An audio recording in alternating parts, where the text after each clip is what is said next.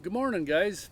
I'm just sitting out here, um, out in the sunshine, out on our pergola, thinking about what it's going to be like to meet with you guys this coming Sunday.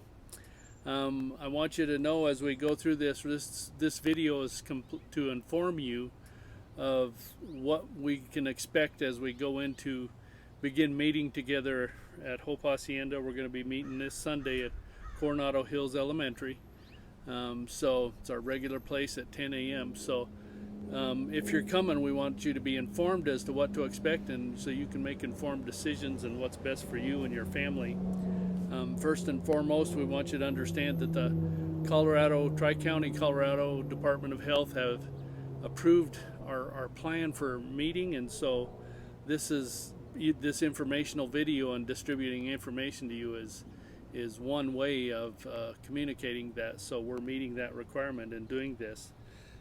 We want you to know also, according to their requirements for COVID-19, those who are at risk are those who are considered to be 65 years and older with chronic lung disease or serious heart conditions, or if you have an immune system that's compromised, severe obesity or diabetes, liver disease, chronic kidney disease, or if you're ongoing dialysis or anything like that, or symptoms like that kind of stuff, should continue to use our online options. But understand that we're not going to be asking people for IDs or anything like that, or your underlying health conditions, other than the immediate ones of the day. But we rely on each of you to do what's best for you. You know your conditions with your doctor and everything else, and we feel that you're better to determine what's the best direction for you to take, and we're going to trust you in that. So with that, understand that through this experience, we're going to be maintaining the social distancing of 6 feet, which is everybody's pretty familiar with right now. We're going to have to wear masks at all times throughout the whole service. It's going to be what they call a kind of a no contact experience. So we won't be able to shake hands or give each other hugs as much as we want to. We're going to be intentional about following all the signage and stuff that we have posted up to wash hands and social distance and all that. It's all stuff that you guys are pretty familiar with by now. Anyway, with that out of the way, I'll give you kind of a look at to what the experience might look like as you go through this. Upon arrival, you can be assured that the volunteers have completed the setup in a health and safety way, and we're going to do everything we can to make sure that it's safe even before you get there. So we're going to have implemented a lot of these requirements ahead of time. So one big important thing to remember is that there's going to be no distribution of coffee or drinks or refreshments, and nor are you allowed to bring your own in with you.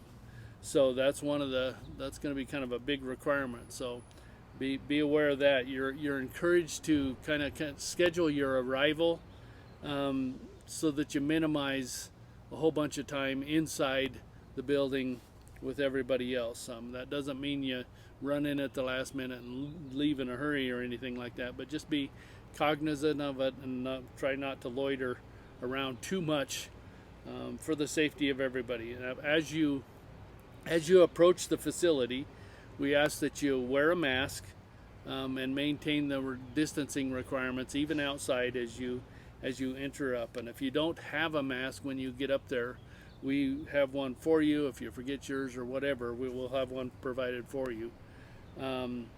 As you enter each individual, their temperatures are going to have to be taken, and we're going to have you verbally screened for symptoms that are outlined by the Colorado Department of Health. So anybody arriving with a temperature of 100.4 over that is,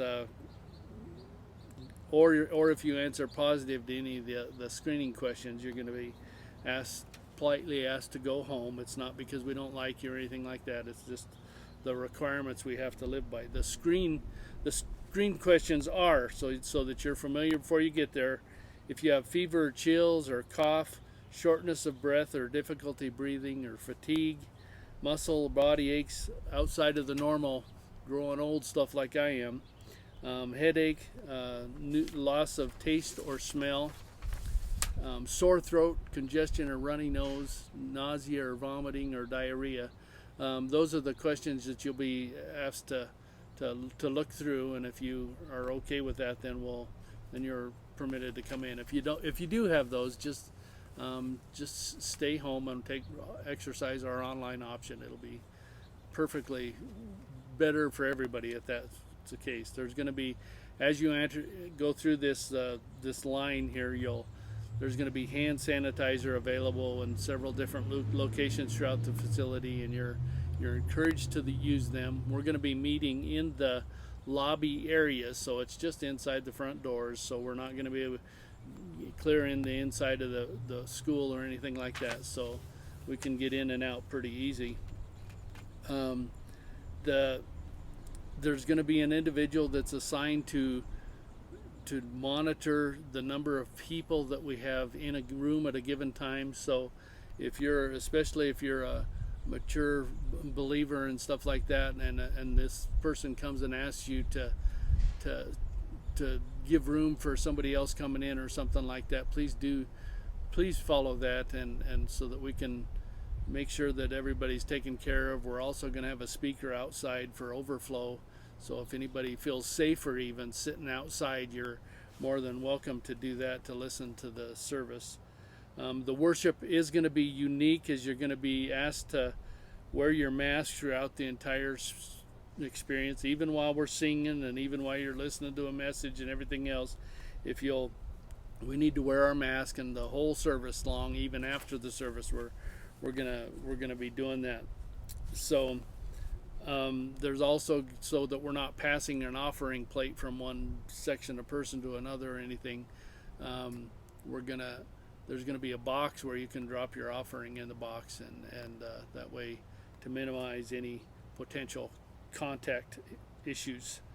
The conclusion of the service, you're going to be advised again to maintain social distancing, and when you pick up your children, if they're in a place where they can, apart from us initially, they probably won't be. They'll probably be with us, but just make sure and follow the social distancing requirements at all times.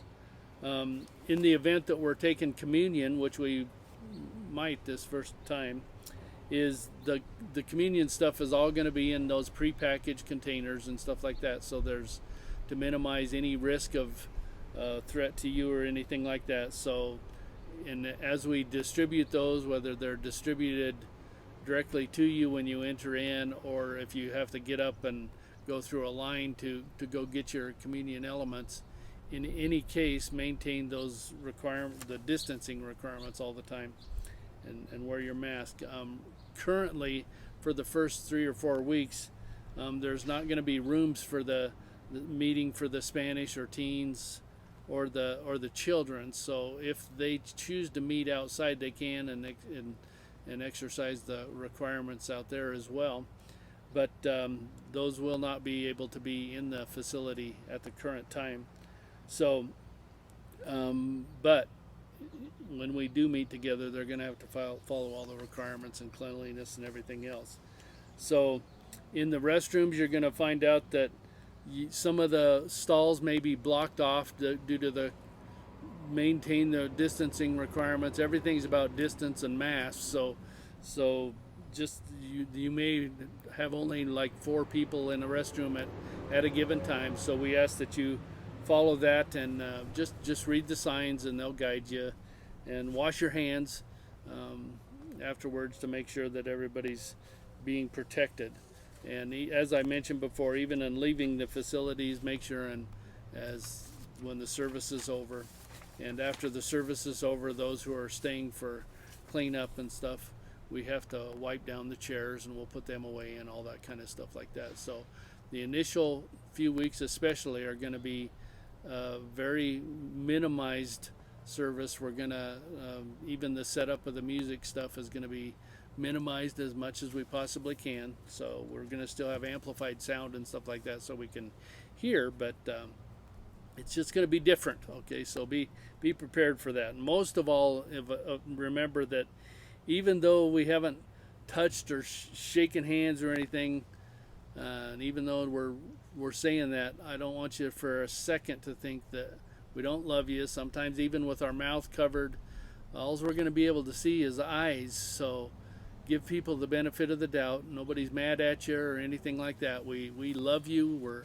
We're desperate to minister to you, and I pray that you'll just getting together is going to be a great time and a great experience. It's going to be different, but we'll get to know each other once again with masks on for the time being.